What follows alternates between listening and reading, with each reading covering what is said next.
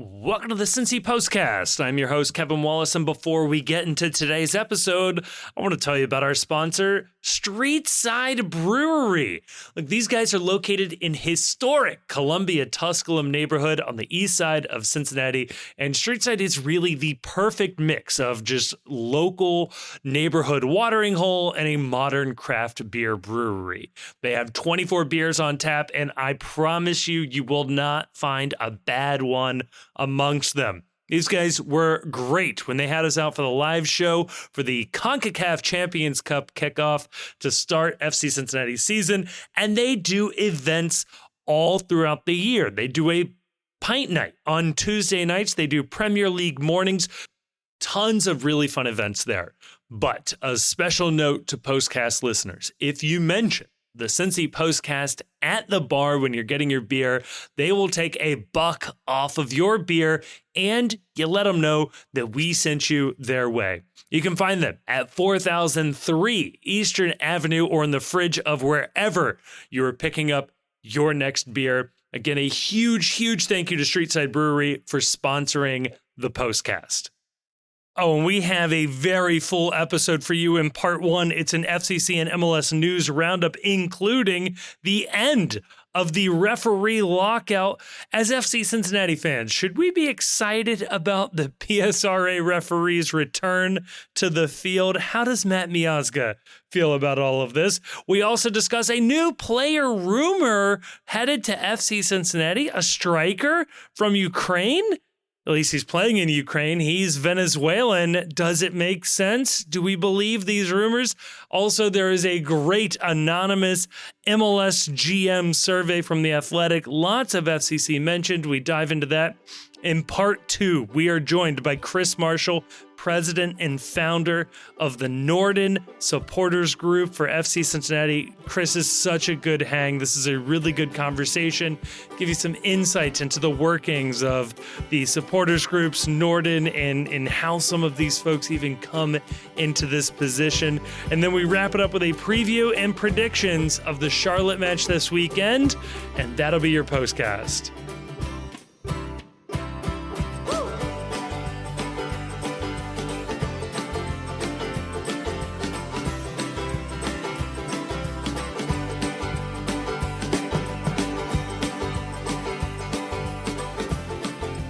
Joining me to talk about all of that and more, or maybe less. We'll see where the technology gets us. I am joined by the one and only, and I truly mean that, Grayson. Grayson, how you doing this evening? Doing all right. We're surviving. Yep. Had to pull out a old laptop because I left my charger in an undisclosed location. So,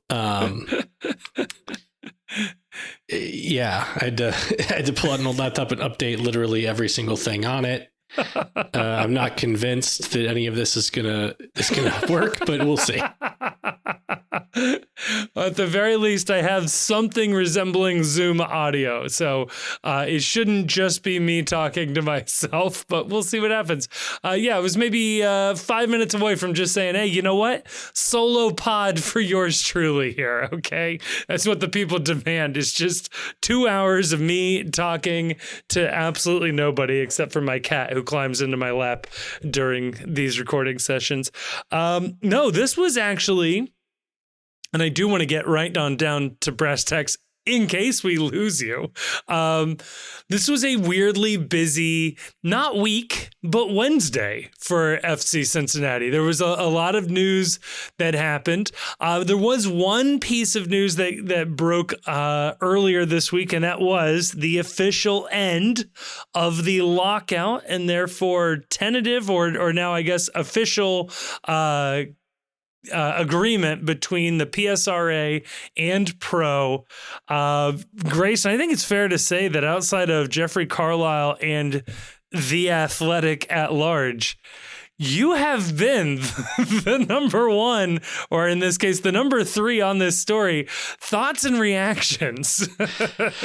Yeah, I mean, there's quite a few. One was, I grew increasingly more annoyed by referees and everything about them. Yeah. Throughout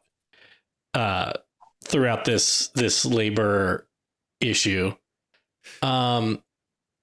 We've covered a lot of it, and I don't want to belabor the point. But I have seen officials on Twitter say like, I took the high road the entire time. I was not. And you go through their Twitter timelines, and it's just them bashing the replacements week after week after week. And we're just saying, keep that same energy up. Yeah. And Chief just joined us. Chief did just join us. The beauty of sharing the Zoom link on a semi-public, semi-private outlet. Chief, thoughts on the end of the lockout? Well, I was pro replacement referee right to the very end. I was pro replacement referee. And have we had a moment of silence for? We overuse the word hero in modern society. And these replacement officials, let's talk about this for a second. The MLS season was teetering on the brink. With no officials, we wouldn't have been able to enjoy soccer in Cincinnati for even this small period of time. Yet these brave men and women answered the call of soccer in this country, answered the call of sports in this country, answered the call of the supporters of Major League Soccer. And what did they get for their troubles?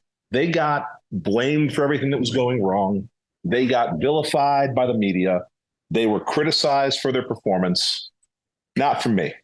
These men deserve our support. They're heroes, every single one of them. And blacklisted if I had the money, from college assignments by Chris Penso. right. Yeah. If these people will be now, they'll be officiating men's league games somewhere at your local YMCA.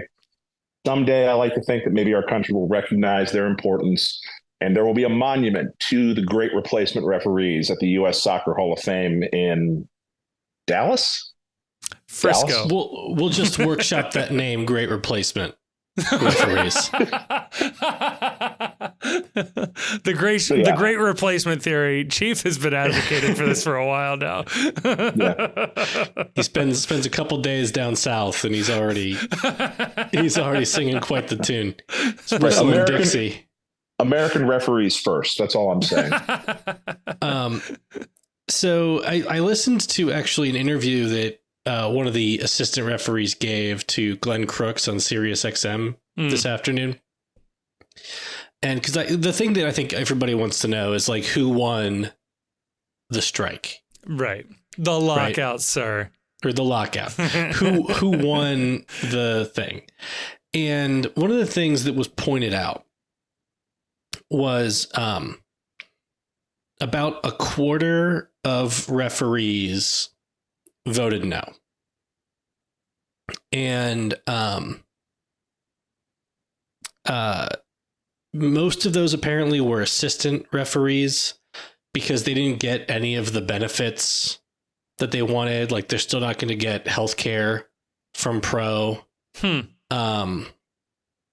And Rockwell said that if he works the same load this year as last year, it's going to be about I think he said like a 25% or so raise over last year, which sounds more in. That's a lot of lettuce wraps right there. Yes, yeah. The base salary increases were fairly large, but the per game, like the game fee increases, were extremely modest. I think it's like $100 for refs and ARs per game. And then he also kind of alluded to some folks being dissatisfied by not getting their business class travel that they wanted. I can't believe that was genuine. I was so happy that they didn't get business class travel. And surely that's really like, as much as they talk about like labor and shit, it really did come down to these guys feeling like, and gals, feeling like they're kings and queens of their own kingdoms.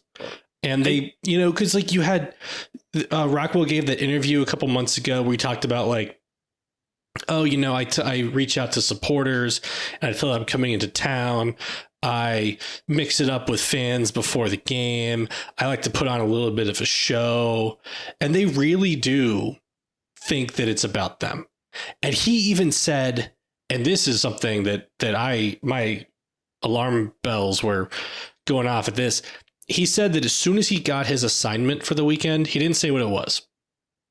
He said as soon as he got the assignment, he sent a text to the announcer, to the Apple TV announcer who's doing the game, saying like, hey, I'm going to be joining you this weekend. It's like, why does he have the text? Why do they all have the numbers of the announcers?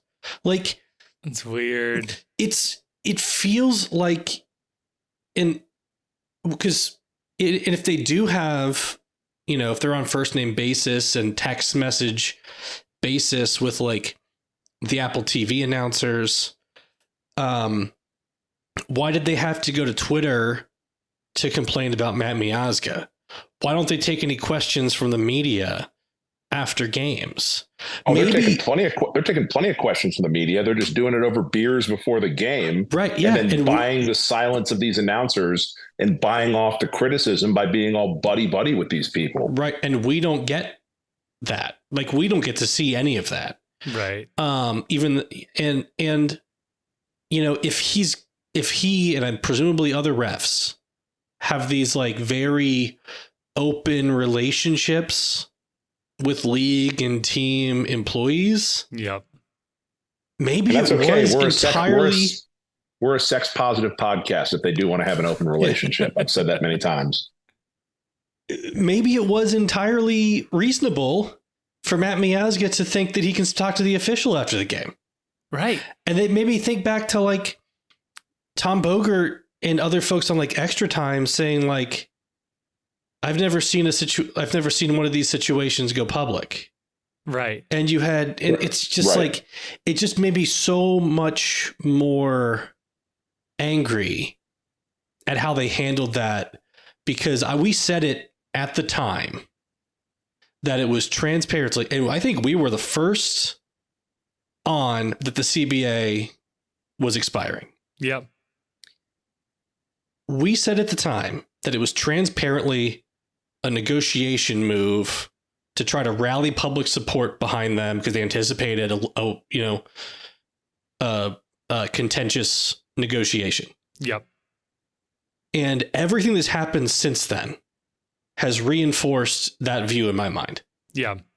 Yeah. The only other thing I'd throw in there is Sartini's comments came that same weekend. Right. Yeah. Who said, if I believe his comments were something along the lines of, if that referee ends up dead, they'll have to, I'm sure they'll be investigating me, as in he was so displeased. But again, it was like, oh, referees are, under attack, literally and metaphorically by these, I don't know, these ruffians that they have to deal with at their workplace.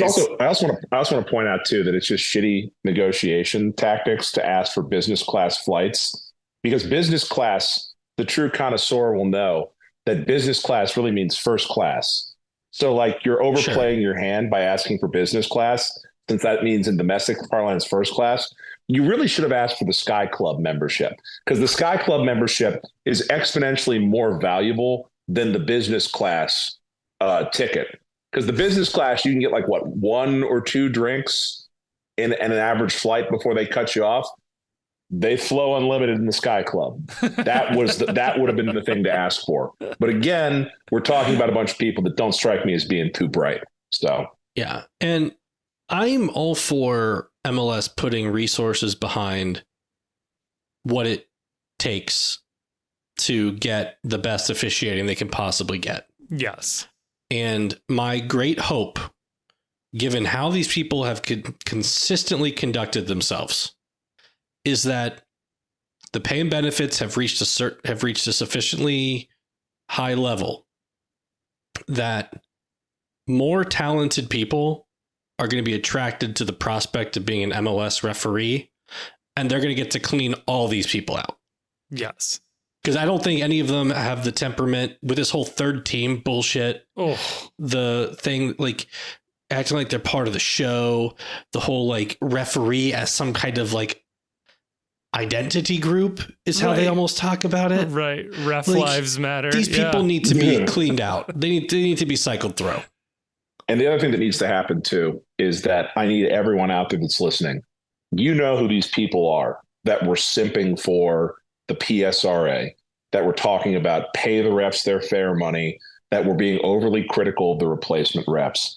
I want everyone to be on these reporters and shills to make sure that the level of criticism stays the same, and that the same energy they were bringing about throw-ins being mistakenly awarded, that we're doing that as well when these chuckleheads come back this weekend, because I guarantee you the same stupid mistakes are going to be made by the real referees that the replacement referees were making as well. The only difference is that now they have people carrying water for them. And I want people to get on these reporters and these people nationally who were doing this, that were doing the union's bidding, to say, hey, same energy for the guys that you were simping for this entire time. Where is the criticism of the officials? If you were okay being critical of ticky-tacky things the replacement refs were doing, I want to see that same criticism of the real referees, because fair is fair. If it was bad when the replacement referees did it, it's still bad when the PSRA officials do it. Bad is bad. And so two other things I just remembered from this interview. One was Rockwell talked about the negotiations and how he's like, well, you know, I have a good relationship with Alan Kelly and Mark Geiger. They used to be my colleagues, et cetera, et cetera. But some folks that maybe were closer in the negotiations, I think emotions got high and it's going to take them some time to get over it. He is admitting in so many words, these people hold grudges. Yeah. Yes. We knew that, though. We knew that, but this is him not realizing that he's admitting that he's they saying hold the grudges. quiet part out loud. Yeah. And you'd like to think you're sending your most level-headed people into negotiation. So that's great. That the ones that they thought would be the most level-headed are already the ones holding grudges and are too emotionally invested. Neat. This is so cool. like, with that in mind, I don't want to see Victor Rivas at an FC Cincinnati game this year. Nope. I don't want to see either Penso at an FC Cincinnati game this year. Anybody who might have had a hand in approving what goes up on PSRA's social media, they shouldn't be reffing our games. They don't. No. They can't be trusted to do it. To do it fairly. And then the other thing that that stood out in the interview was Crooks gave him a little bit of a hard time about like throw-in gate at like the Hudson River Derby. One year. And it's like, it's funny when these guys screw it up. Right. But it's the end of the world. Right. When the replacement ref does it. It's an existential threat to the game when the replacement refs did it. And it's devaluing the MLS product when the replacement refs did it. When the real refs do it, it's, aren't we a quirky bunch? And nobody's perfect, LOL. Question, though. Do you sit in Miazga for this first game with the officials back? No, but we are going to get screwed. We'll talk about the game later. It depends on who the assignment is. If they put Rivas on first. It is fucked up that I even had that thought that like you might need to sit in Miazga because all these idiots have been stewing all of these months thinking about we haven't had a chance to exact our revenge for what he did to the third team, how he disrespected the third team. But here's something to keep in mind. So Matt has played 4 league games this year with replacement officials. He has no yellow cards. He got a yellow card about every 3 games last year. And we know it was all off ball, saying stuff to the ref kinds of things, right? Yep. And so we'll see, right? Yeah.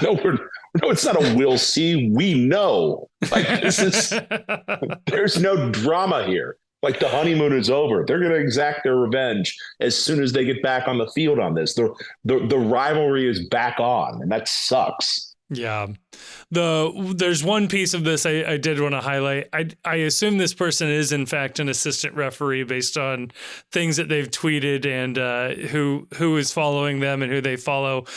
Jonathan Johnson he's a member of the PSRA executive board. Boom, there you go. He's like he's an officer. I don't remember what he is. He had a thread Tuesday, but there was one tweet in that thread I do want to read verbatim here because boy, this is telling.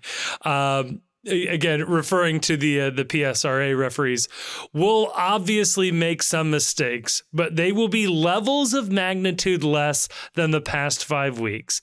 There was some talk of how the replacement referees were doing their best. Sure, they probably did, but it fell far short of what MLS or any other league needs.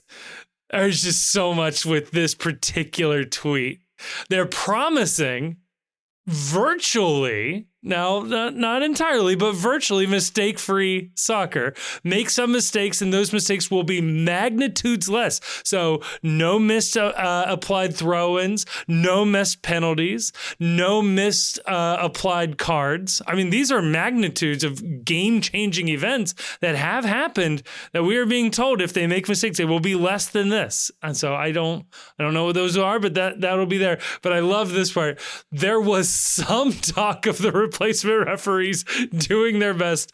They probably did. I do like the idea of the scabs in labor solidarity intentionally did a bad job, but then still got shit from the PSRA.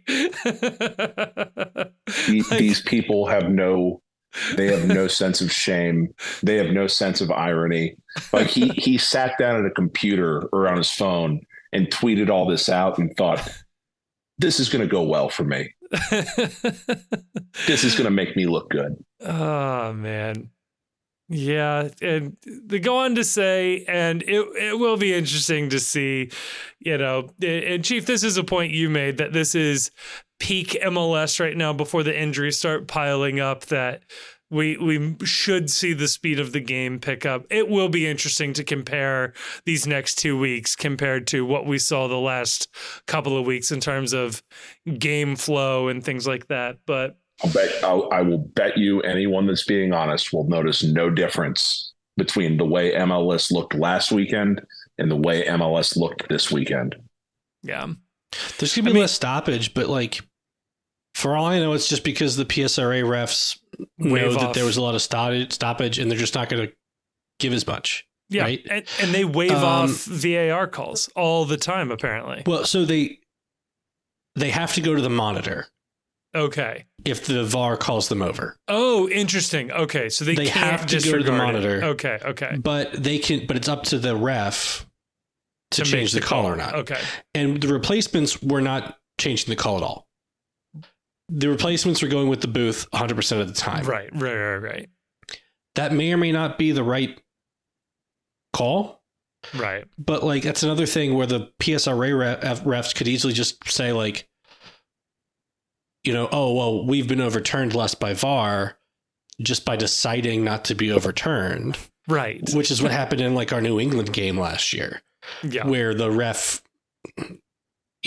very reluctantly went to the monitor, watched his call be wrong, decided not to change it, argued with the VAR. Yeah. And then, Pro released a video the next week saying the ref got that wrong.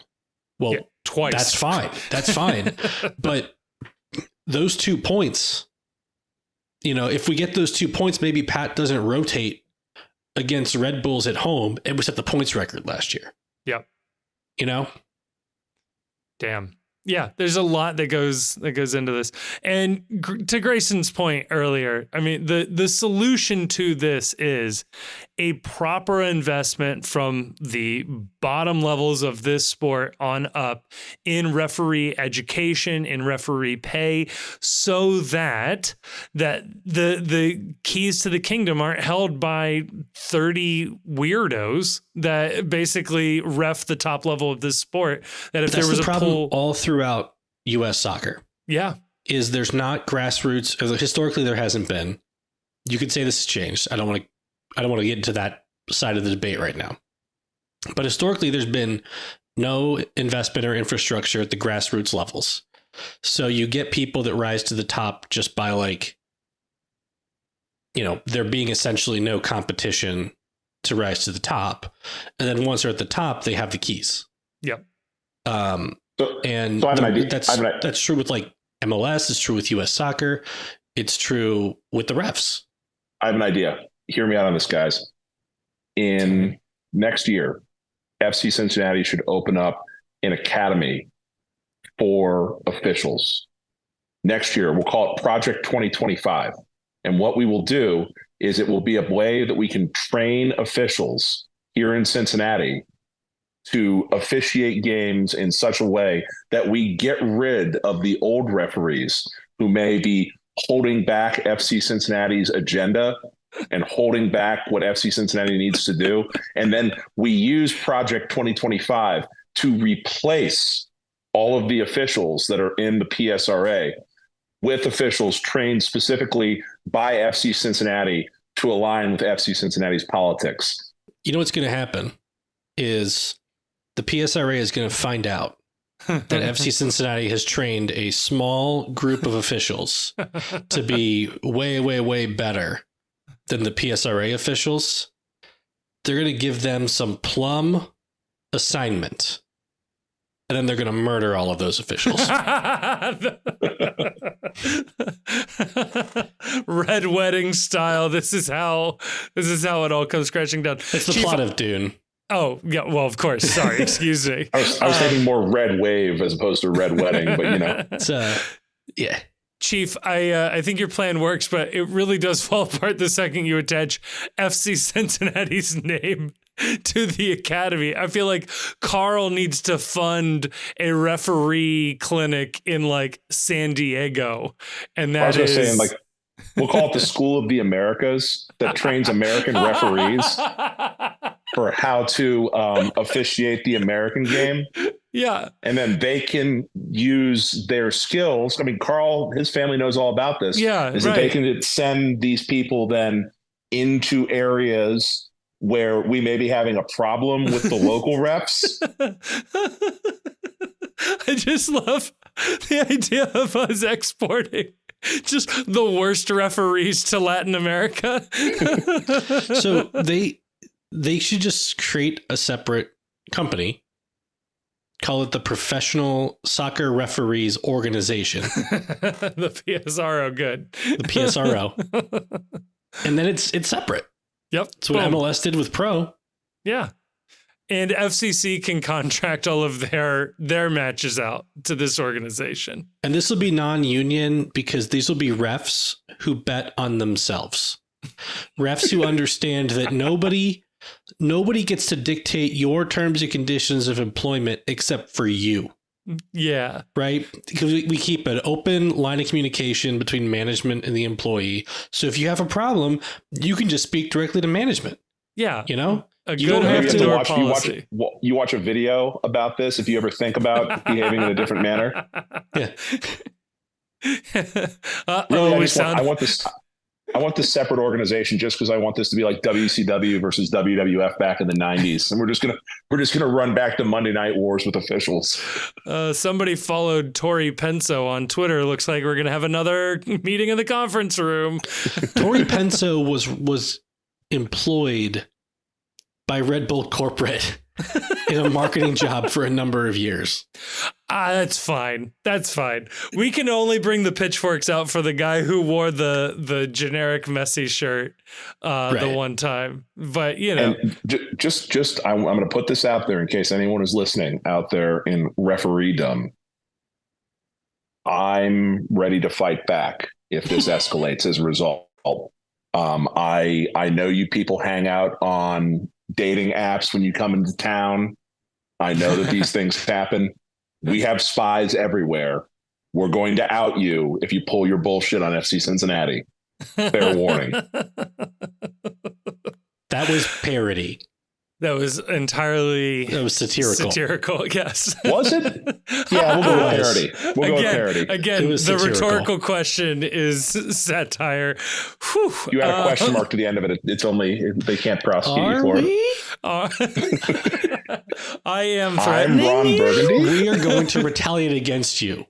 Right? Maybe? Is the right move for FC Cincinnati fans to retaliate against refs? Question mark. It's not. It's definitely not. We're just asking questions. To be clear, we just think it'd be funny if it happened, but it shouldn't happen. Well, speaking of retaliation, FC Cincinnati and the Houston Dynamo are definitely not engaged in a bidding war, despite everything you will read online. There is some rumors out in the Twitterverse for a striker, a Venezuelan striker currently playing for Shakhtar Donetsk, Kevin Kelsey. Is that right? Do I have that Kevin right? Kelsey. And not to be confused with Pat Kelsey, Travis Kelsey or Jason Kelsey, who just took the head coaching job at Louisville. Did he formally? Okay. Yeah. So U22 initiative signing here, it would cost in the neighborhood of $2 to $3 million. However, what we're hearing is that it's not a done deal with FC Cincinnati, and that the annoying narrative online is that FC Cincinnati's offer was rejected, and they are now listening to an offer from Houston Dynamo. And to be clear, that is impossible given how MLS rules are written, unless Houston is aggressively breaking the rules right now. And if that's the case, Birding and Albright will absolutely have already notified the league offices for tampering. Given how discovery rights work, only one MLS team can be in discussions with a player that is on a discovery rights list. All of the indications appear that he is on FC Cincinnati's list, although nobody outside of a handful of league employees ever get to see that list. And it should be noted that FC Cincinnati isn't going to lose a bidding war to Houston Dynamo. So just like on the face of it, just with all of these rules, is unlikely. I don't know. There's a potential scenario where we made a fair market offer or a fair value offer for him just to be able to properly squat on his rights. And then if Houston was actually the team interested in him, they will now have to pay us for his rights. But if that's the case, we were never interested in him truly in the first place. Yeah. So that is the only way you could like really thread the needle with both FC Cincinnati and Houston putting in bids. Yeah. In the order that people are talking about, where like we are rejected and then Houston may go in at the $2 to $3 million range. Because if it was $2 to $3 million that would get the job done, we would just do it. Yeah. Right. There's no limit to how much you can spend on these transfers. The transfer fee doesn't matter. Yeah, if they want this player, they can get this player. Yes. If it's a matter of they have the discovery rights on them, money is quite literally no object on a U22. It's just how much do you have the stomach for in terms of your valuation of this player? If he's on our discovery list, though, the MLS rule is if a player's on your discovery list and another team wants that player, you have two choices. One is you can accept $50,000 in GAM from that other team for the player's discovery rights. Number two is you can make an objectively reasonable. Okay, I wasn't sure what the language was. Yeah. I think it's called a genuine, objectively reasonable offer. Okay. Or something along those lines. And then you don't have to give up. You don't have to give up his rights. So, yeah, it's a genuine, objectively reasonable offer. And if that's the case, then it's possible. Again, we don't know, and the reporting on this is sketchy and not from like the usual trustworthy sources. Yeah. Okay? But the way that situation could play out is FC Cincinnati knows Houston is interested. FC Cincinnati goes, puts in an offer to Shakhtar. That offer is rejected. Cincinnati then could go back to Houston and say, we made an objectively reasonable offer, and they said no.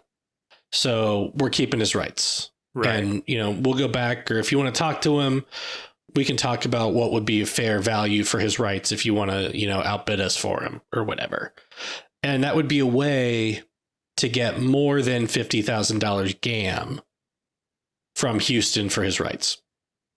Something like, I know, like, I think when Kevin Cabral signed for Galaxy, we got something like $500,000 GAM for his rights. Yeah, we which did. means that like Gerard was like really trying to sign him. Right. And I'm glad that he didn't, because Cabral's not very good. But that's kind of whatever. But so that would be, if both teams put in offers, that's what that would look like. Another way this could look is FC Cincinnati put an offer, Shakhtar wants more, and the agent in Shakhtar or somebody are using journalists to throw out another team who's interested, just to put the pressure on publicly on FC Cincinnati to get the deal closed. Yeah. We've been that club before. Yeah. Earlier this offseason. They just throw in and link us to people. So you really can't know exactly what's going on behind the scenes. My feeling on it is, he's a tall player. He's got decent per minute numbers. Yeah. In extremely small sample size. If Albright wants him, I want him. Yeah, right. If Albright doesn't want him, then I assume that there's somebody else. But he would make more sense as U22 than the guy we talked about already, Matheus Nascimento. Yeah. Because I believe that somebody coming in on like a $3 million transfer fee would have a low enough salary to fit that U22 spot versus somebody on like a $10 million plus transfer fee. Yeah. And the mitigating circumstances of him coming from Ukraine, by the way. So I don't know what the playing conditions are or how regularly those paychecks show up, but I just go ahead and assume life in MLS would be a little more stable. But yeah, Chief, your thoughts? No, I was just going to say that that people need to be aware with these U22 players, they're not going to be superstars. Like, you're bringing in young players that are, like we said before, they're lottery tickets. So if you see a name and it's like, oh, well, this person isn't blowing my socks off, or this person isn't, he doesn't project as a future superstar. It's like, yeah, because if he was that, he'd be signing for big money on a designated player deal where he could make more salary, or he'd be going over to Europe already. So These are players where you have to sort of like temper your expectations to a certain extent. Yeah.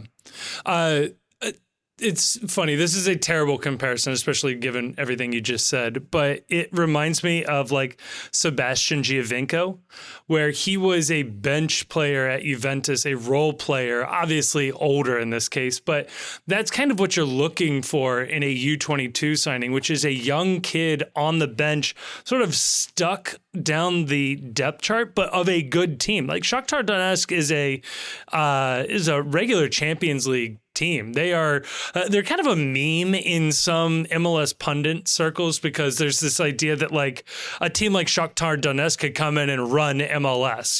They aren't the heavyweights in Champions League, but they are big spenders. They're regular importers of South American talent, and they in theory could could dominate a league like MLS. So this is the sort of profile of the team and player that you'd be looking for. And Sebastian Giovinco, like I said, was like a fringe Italian national teamer, but sitting on the bench at Juventus, comes to MLS, finally gets playing time, and goes down as arguably the greatest MLS player of all time, given his small little window of playing time here. So yeah, obviously younger player, not putting that pressure on him. But again, that's sort of the profile that you'd be looking for outside of, a South American wunderkind coming out of South America. This guy has already made the jump to Europe, and again, for a good Champions League team. And what was it? Scored against Porto earlier this year? Scored against Porto. And it's the kind of goal that like we don't have in the team currently. Right. He found himself space in the box. A cross came in. He used his 6'4" body to get real high, and he got his head on it and scored. I mean, you could have, when you say that it's not a goal we have in the team right now, you could have just said it's a striker goal. Right. It's a Brandon Vasquez 2022 goal. Yeah. Like quite literally any striker. Dominic Kinnear's looking at that going, finally, something I can work with. Get him over here, Chris.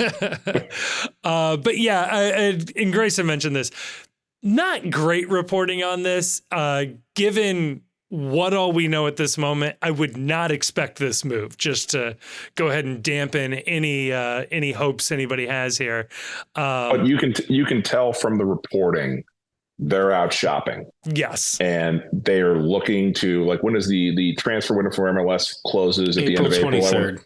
Yeah, about a month 23rd. Now. So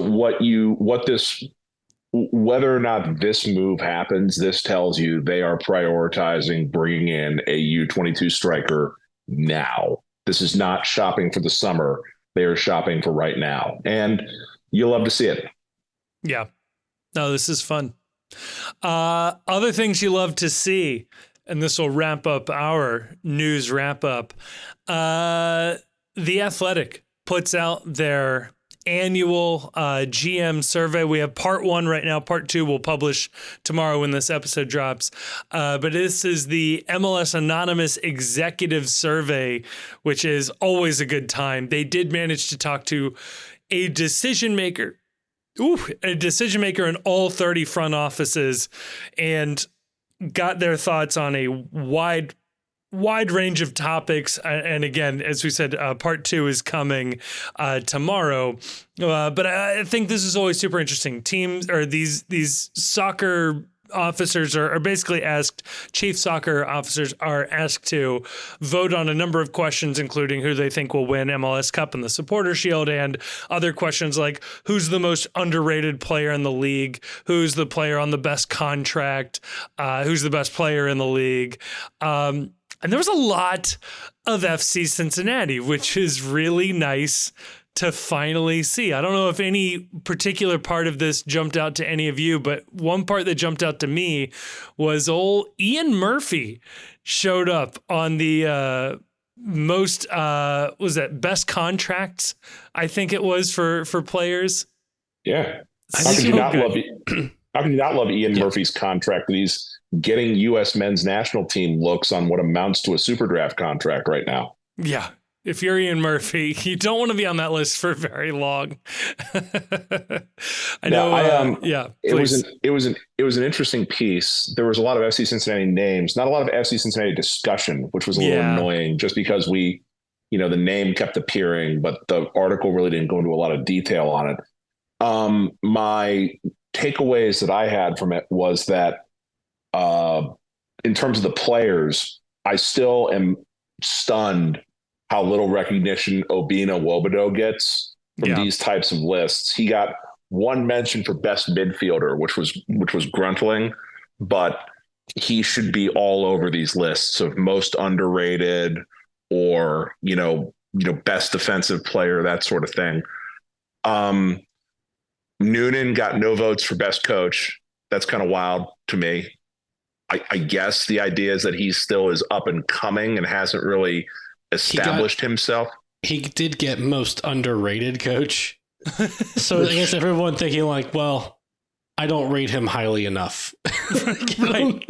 But what was funny about that is Jim Curtin, I think, finished second on both of those lists. I have to go back and check. But Curtin, I think, was the number 2 best coach. And then he was also the number 2 most underrated coach, which is bizarre. I don't know how you, I don't know how that works on both ends. The only other thing that I thought was funny, and I tweeted this out today, was that they asked the question, do you think MLS should be playing in the Open Cup? And somebody's answer was, I'm going to butcher the quote, but fuck yeah, we play for fucking trophies. This is a trophy. Let's win a trophy. And I have never been more certain that that was a Chris Albright quote in my life. Like, I would bet you can hear anything. Him say it. You can absolutely hear him say, you can hear the Philly accent coming out as he says this. I think he starts it out with dude, which is just like a dead giveaway. So I had two takeaways. One was there's another quote in here that I wanted to call out. It's Pat Noonan is pure, one executive said. He's so insightful, he's so good, one of the best. I liked that. I just like calling him pure. I don't know. I think he's calling him a virgin there, yeah, actually. I think so. Right. Let's go. Tough look for Pat. But my other takeaway was that it kind of, so none of them picked us for the Supporter Shield last year. Right. Plenty of them picked us for Supporter Shield or MLS Cup this year. Right. I think Matt Doyle picked us for Supporter Shield before last year. He did. I will give him his credit there. Yeah. It just tells me that like these guys are all just like kind of focused on their own teams. Yeah. And they're just kind of following like who was good last year. Like I love Roman, but there's no way that Roman should have gotten 2 votes for best goalkeeper in the league. Unless somebody was just like, oh yeah, they were a lot better last year. I'm just going to put Roman down, like, I don't know, like it just it feels like who's been good. So we're just going to write down like who's been good right in our responses to these answers. Right.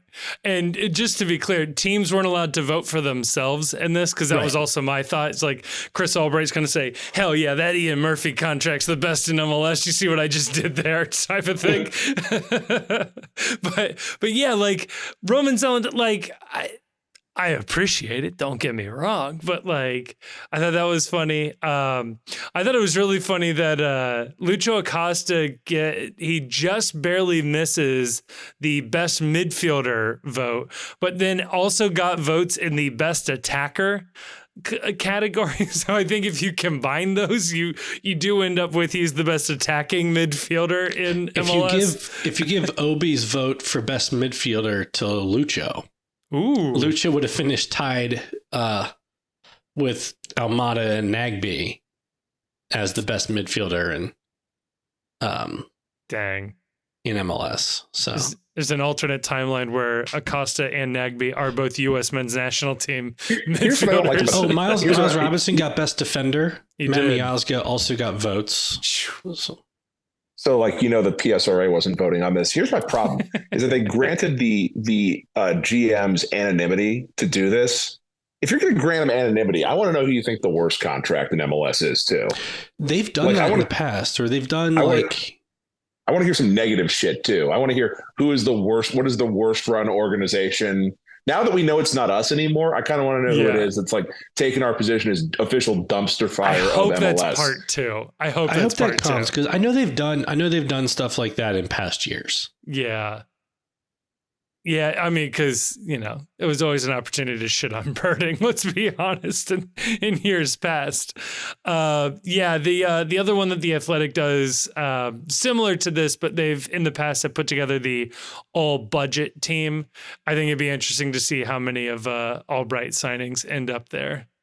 There was like another quote about Albright in there, or it was like everything they do just makes sense. It's like every time you hear a piece of news out of them, you go, damn, yep, that's exactly right. It's something along those lines. God, and there are still people that think he's doing a bad job. Must suck to be them. Yeah. Every move since he has made under Albright, it's like, God damn it, that's a good one. One executive said. Right.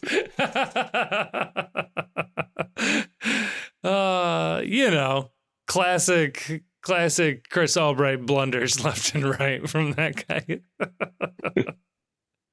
Oh God. Well, Chief, do we have you for a prediction to do part 3?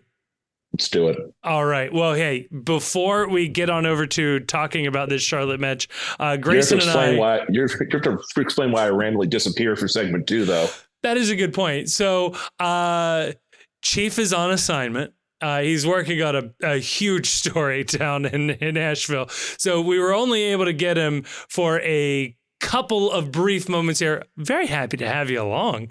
But we recorded this interview with Chris Marshall before this. So we had Chief before he went to the bar, and right now we got Chief post bar. So we're living the best of Chief's life along with him. No, this is an interview with Chris Marshall, a president and founder of the Norden Supporters Group, a fantastic guy, somebody I have gotten to know in my time of being a FC Cincinnati fan. He's got an interesting story, and we wanted to hear it from him. So you'll hear that in this interview. Afterwards, we're going to talk a little Charlotte, and we'll get you out of here. And before we get into the next part of the episode, I want to tell you about our other sponsor, Cincy Shirts.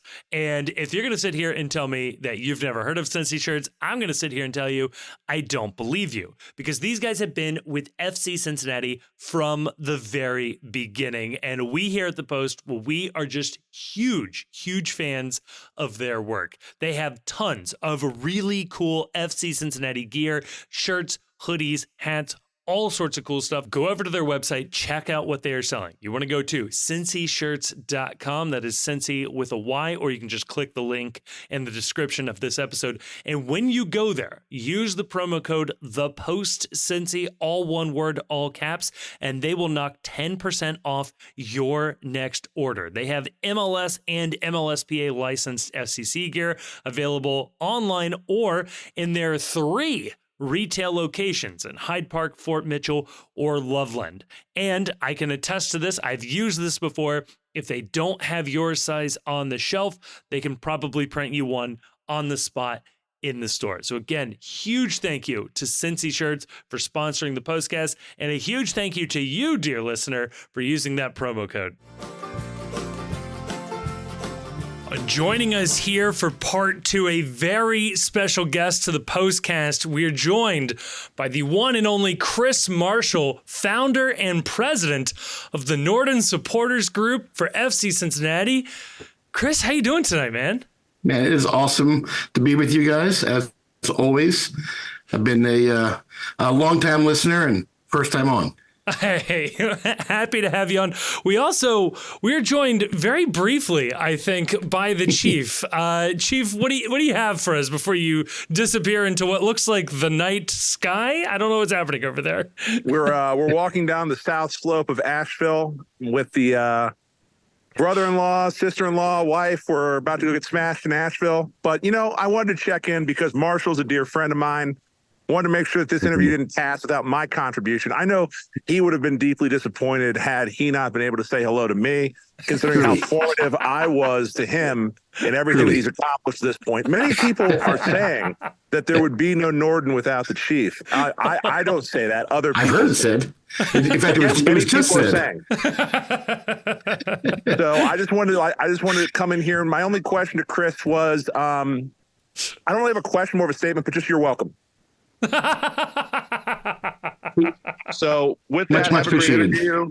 I love you, brother, and I'll have one in your honor tonight. Peace. Yeah, man. Love you too. Go to Burial. Burial's the spot there. That is exactly where we're walking right now. Good call. Good call. We're going back later. Oh, Chief wow. sounds like he got like his teeth knocked out or something. He's like lisping like Julianne Moore in May to Sunday. I thought I was the one who just got my wisdom teeth taken out. Like he actually is playing the part. Maybe World Soccer Talk is also visiting Asheville this weekend, and there was a bit of a scrap. I don't know. In the alley.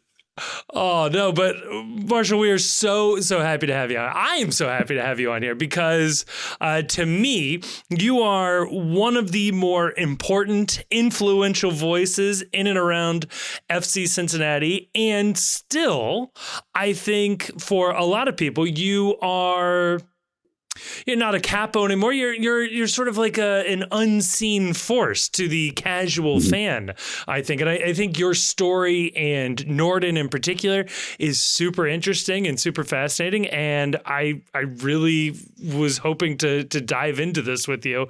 So I am curious about this. I am always curious about this. FC Cincinnati is a relatively new team on the American landscape of soccer. But presumably, everybody who was a fan before, or lots of people who were fans before, were fans of soccer before. Describe to me your journey to soccer here. It was not soccer. Okay. Off to a great start. I never played soccer. I was one of those kids. So I'm old, right? So I turned 51 this year. So I was from the age where I actually played like 3 or 4 sports, in a year. I didn't have to, focus on one and have professional trainers year round to get outfitted by Under Armour and Nike. I had hand-me-down uniforms they were polyester or canvas. So I played baseball, basketball, football. I played pond hockey, where I grew up in Philly and in Connecticut, in New England before I moved to Cincinnati. And so, I played baseball through college, had zero connection to soccer. However, being a suburban dad, my kids started playing. And my oldest daughter, was a beast and she was quite good. And then she got into club soccer. And then I started following, her and started assistant coaching on the club side. And for me, I applied everything I knew about hockey to soccer. I didn't know anything about soccer. I was like, I think it's like hockey, but there's 11 players and there's no ice. So meaning I think the defense is similar. I think you have to move off the ball in order, to move the ball forward. I think you need to move into space. The balance of defense and the kind of the counterbalance of defense, it's just like hockey. And that's actually how I got in, ended being like a leader type. Being an assistant coach was really, you just had to be the good cop. So that was easy to do on the club side and I could administrate. So we had gone to a few crew games, back in the day. But it was always like, man, if there was ever like some cool soccer happening in Cincinnati, we probably would get involved. And all 3 of my kids played. And that's in 2016. All of a sudden I started hearing these rumors and seeing these press conferences and these uniforms and, the logo and all that stuff. And I knew Birding talking from the Bengals days. And so it just kind of, followed. One of my regrets is I was not at the opening match. I was still kind of a skeptic watching some of you people and being like, this might be a thing. It might not be a thing. I think I came to the Pittsburgh game. So I don't know if that was the third game, maybe the third home game. And I came to the first Open Cup game, 2016. And then I was absolutely hooked, trying to find the march wherever it was. And then I was in. It's such a common story. I think not extremely common, but especially in particular the crew curious stage for a lot of FCC fans where you become a soccer fan. It is the closest, top level professional team.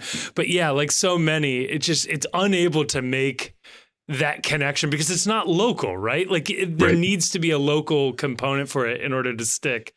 So that, similar story enough for me. So I absolutely relate there. But now I'm curious how you find yourself heading down the rabbit hole of supporter group culture, supporter groups in general. Like, describe to me that process for you. Back in the day, Dos Harks tried to talk me out of it the first time I asked him a question. I was like, I'm thinking about starting a supporter group. And he was like, Marshall, are you sure? Like, why did I not listen to him back then? The amount of sleep and money and time I would have and left more years of my life if I had listened to him. So I think early on, 2 things I saw was being in the march inside Nippert. And it was like, all I knew, I had already fallen in love with Cincinnati. I'm a here the rest of my life. I have a very particular calling to the people and to the city, whatever it looks like to do community building here. When I got into that march inside Nippert, it was so viral is the overused word. It was primal, right? Like it was just like an energy. But what I loved most about it was like, holy crap, my city feels good about itself. Like I'm watching energy and like it feels good about itself. I'm like, so being an entrepreneur and also being like a community developer type, right away I was like, oh, this energy could be so much more than even just soccer. Like if these people are true and tried, like they actually do care about the city and things, like this could be galvanized into more. So that was one thought that was like going off in my head. Secondly, is I was showing up to the Pride Bar. And I was like, my God, these people are overwhelmed. Like it was like, there's so much going on. Like in the movement, like the trajectory was straight up, right? The arch of like growth. And, these are people, probably leaders 10, 15 years younger than me. And I'm like, oh, I know what that feels like. I know what that is. So like, I could probably help. And that was my first mistake. I think I saw Chris White, at that point, he was the vice president of the Pride. And he just like, he had like those big crazy eyes. I think it was the first Hellas Real game. Yeah. It was when we were playing maybe the Crew. That must have been 2017. I remember they were trying to sell it must be before that. I think he was selling the scarf. And he just was completely overwhelmed. And I was like, hey, buddy, I think I could help. And the next thing I know, I'm on the board of the Pride and hanging out with you, Kevin, and others. It's like, let's just keep this train going and organizing trips to Louisville, sponsoring, getting the buses together to go to Louisville. Also, what terrible ideas I'll never do again. But we had fun. Yeah. No, those were some wild days, especially for the supporters groups that were just trying to hang on. I mean, we can only imagine, and you see it a little bit with the Nonstop Flight documentary that is out about the club. The club is doing the same thing, but to have no money and a lot more herding of cats, I think, from a supporters group perspective, it is so difficult. And no culture, no history, no traditions. Right. There's none of that traditional power structure to lean back on. It is like you could accidentally create a new tradition by wearing the right thing, the right bar one time. And all of a sudden, that's a new tradition. That's a new thing. We bring this thing on every March, whatever it is, just because you did it 2 times.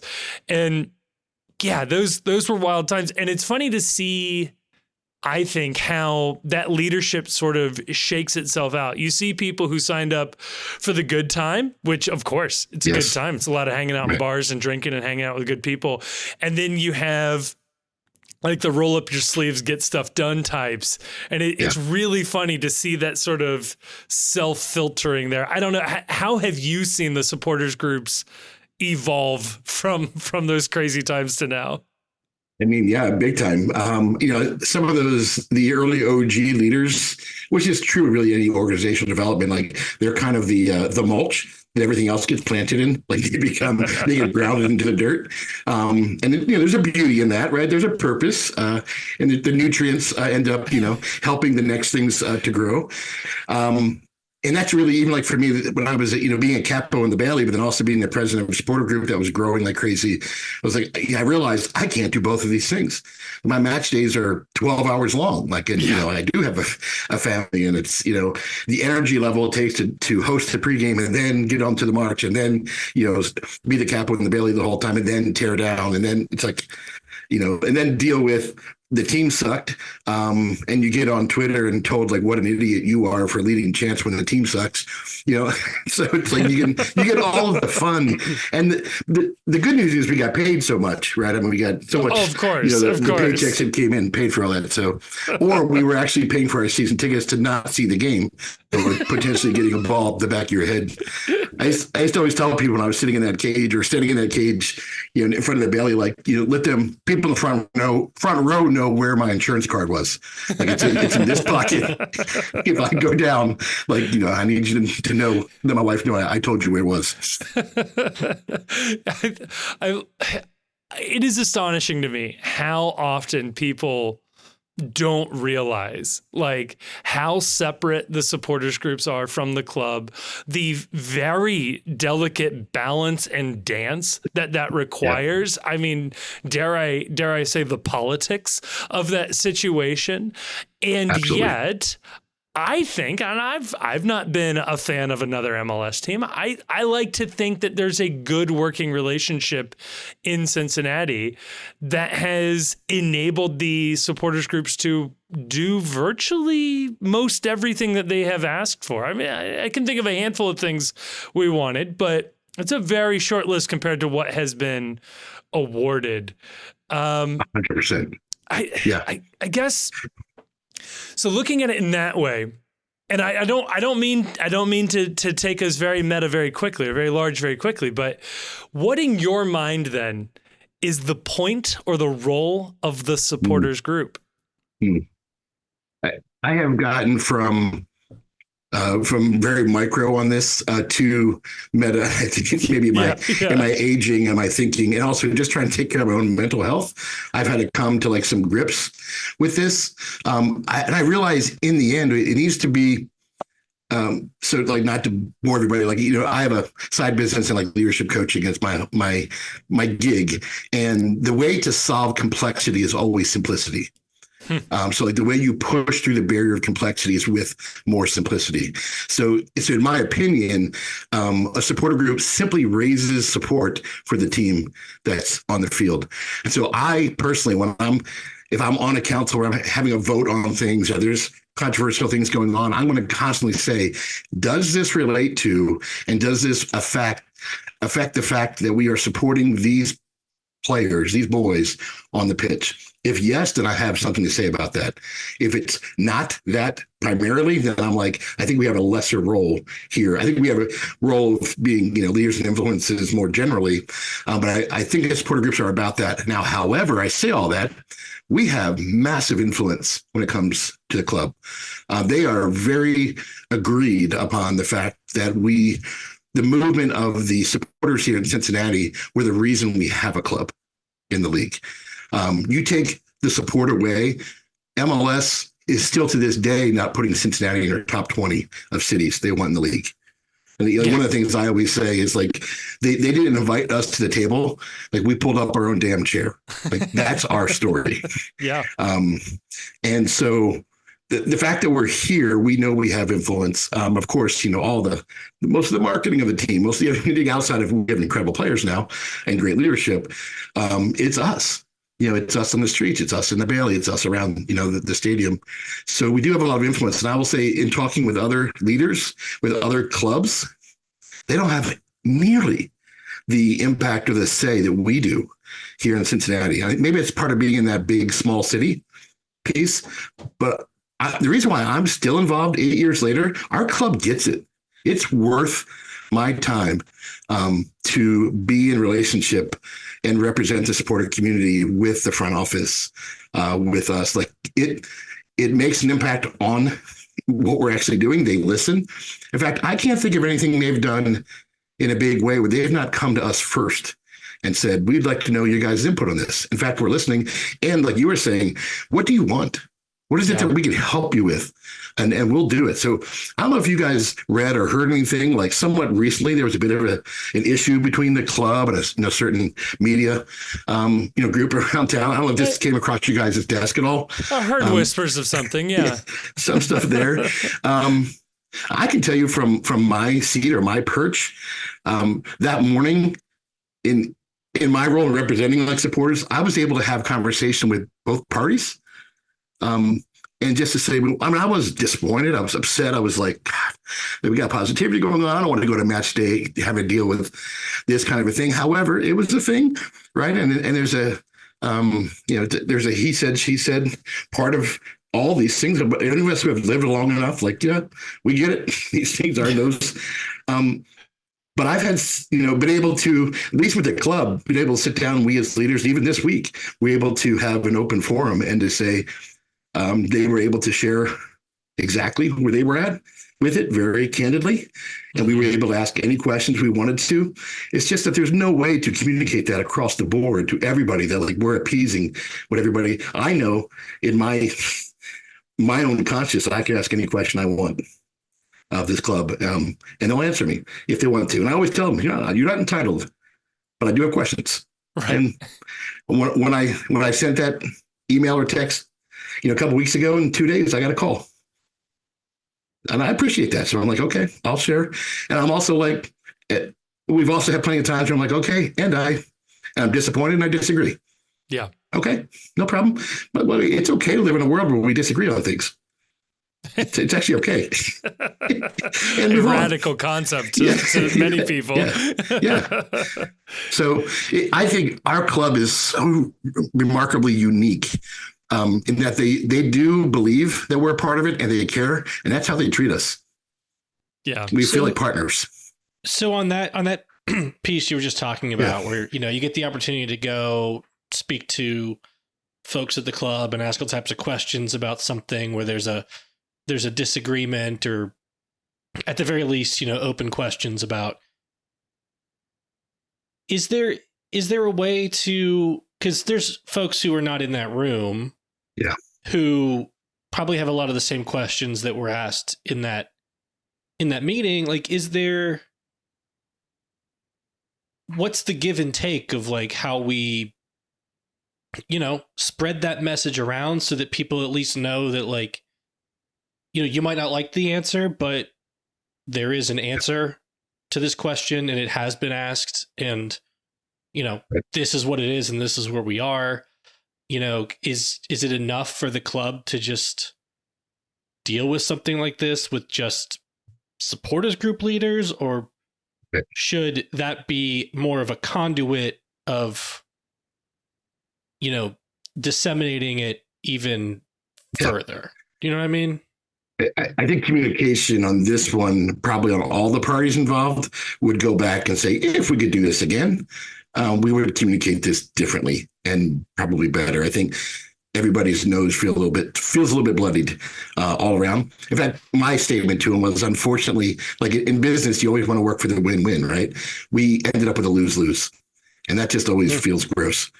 And then for those of us who are like the kids watching mom and dad argue, it's like it's just as bad for us. We're like, yeah, and you didn't even tell us everything. Yes, I think the answer to that most of the time should be the supporter group leaders. If you're in a supporter group, then you get their communication down. But then there's people who, of course, who are a large part of the fans are not in supporter groups. So where are they going to get information? That's where. I think I made a statement out there on Twitter last week talking with somebody else. Like, I get it. I mean, even if I agree or disagree, I get it that people feel powerless and unheard. But I also, at least where I sit, I don't have the ability or the time to communicate to the whole base. And with the Incline Collective, we don't have like a leader. We're a loose federation of supporter groups. So like, I'm the president of Norden, but I'm just someone who has one particular vote and sit on the council with other leaders. There's not like a president of the Incline Collective. We're just kind of a group for the most part. For me, like I want to just see it support what's happening with the Knights and within the Bailey. That it's not a position of authority. It's a position of support. Like we exist for them, not them for us, in a sense. That's my opinion of it. I mean, I'm sure that there's things discussed at stuff like this that, for various reasons, because, something is being just thrown out as an idea and maybe it doesn't go anywhere. Right. Yeah. Or there's some sensitive thing, or, maybe for security reasons, there's people are getting access to the stadium at certain times. You don't necessarily want to publicize that, but, would it make sense to have some type of like executive summary come out of these sessions that has at least like we held a supporter jam session and we discussed these topics and it was a free flowing conversation, and here are some bullet point highlights of what was discussed, so the people who are in supporter groups are not in supporter groups. go to the team website or whatever, and they can say, hey, well, at least people are talking up to them about this thing that I think I care about. Yeah, I think that we can communicate better. The question is just how and where. Like, I know what I can do within my own community because they understand our values, they understand me, they understand where I'm coming from, or they might trust me and go like, okay, Marshall, you probably would have asked the question I wanted to ask. Or if not, like, why'd you miss that one? They'll talk to me directly about it. Whereas other people who don't know me or don't care about my group or my style of leadership can be like, screw you, Marshall. Like, you don't speak for me. So that's just kind of the piece where we don't have, that's where I'm like, it's a loose federation. So it's not like, we don't all speak the same language. But I do think, because I talked about this with a couple of the other presidents, for me, in my opinion, like on a spectrum, this was probably a 5 or 6. On a 10 scale. Let's say there's something around the corner that's more like an 8 or a 9 on that scale. Then probably I think, like, I'm all for it too. Like some sort of like an open forum where we say, hey, we're going to be in this space in the city on this night. These are the things that we've come to. This is what we're doing. Come fire away, or come be like, ask questions. We ought to be able to be available to that. So I guess for me, it was just like a prioritizing what level on the spectrum we were. I think there might be a bigger issue coming. called the Leagues Cup. Ooh, that'll be interesting. Yeah, so that does get to the question I had for you, and I definitely want to talk about Norden specifically, but maybe we start. Yeah. I don't want to say at the top, but let's work top level and work our way down. So you mentioned the incline. For those who are not aware, could you tell folks what the incline is? Yeah. As best I can probably describe it, because I think we're always in an evolution place, because we've had the completely different leadership this year from many of the groups too. So we're kind of, we're gelling together in different ways. Norden wasn't a part of the Incline Collective for the first couple of years. We came in later, for reasons. And so for the most part, the Incline Collective there are 5 groups that are voting members of the Incline Collective. Now I'll tell you, we don't vote on much. Like, we try not to. Yeah. At least that's my influence. Maybe with the group, it's like I'm like the Ron Swanson, right? I'm just like, we should barely exist because I'm a freedom guy. I'm like, man, like as a capo in the belly, like I don't want you to tell me what to do. Like I'm there, like I'm there to raise hell and to get people like singing. I don't want some overarching group telling me what I am and aren't doing that aren't here. So I'm like, hey, how can I support those people who are doing all of the work? So we talk together. We have a Discord community where the president and vice president of each of those 5 groups are on. Then there's also a few smaller groups that are just organized differently and affiliated differently. And so they're kind of like friends of the Incline Collective. And so we try to do what we can to get their input on things and include them on things we can as well. Communicating about away tickets or away trips if they're happening, or of course, everybody's invited to be a part of the march. In my opinion, we wanted to be as inclusive as we can be for all the different kinds of groups. We have lots of different kinds of groups in our city, and I'm for it. Norden is our own thing. It's what we do. And the other groups have their own kind of, distinctives, and it gives people different opportunities to get involved in a niche that might fit them best. But the umbrella for being orange and blue should be really, really big, in my opinion. Yeah. Regardless of whether I agree or not, with how you go about it, that's not what I would do, but you should belong because, you wear orange and blue. And so I think there's enough of a minimum that we can agree on. That's what we try to be. So who are the 5 members? Yeah. So the Pride, DI Dierstadt, Norden Brigade, and Hanger 937. Hanger 937 being the group that's kind of Dayton. They're Dayton centered. Yeah. Nice. Brigade is the former Bailey Bastards. Back in the day, MLS had to clean them up a little bit. They have to change the name to get a voting. Exactly. I remember in some of my final days of being an official leader in the Pride, being, I'll say, very upset that Norden wasn't allowed to have a seat at that table, as it were, despite being. And please, by all means, take this as an opportunity to brag about your group, one of the largest groups going now within FCC. So tell us a bit about Norden and what you guys got going on.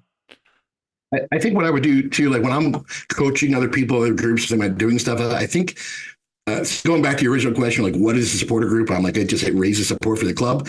Yeah. And then my other advice would be, you also need an and.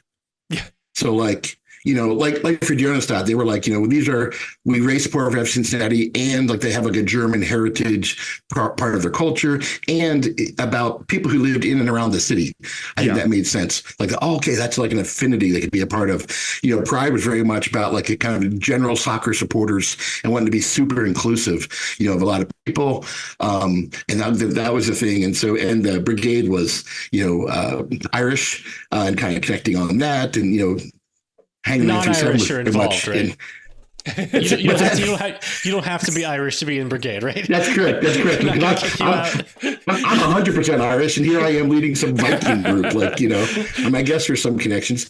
So anyways, I say all that, so for Norden, our and was community, because that's my gig.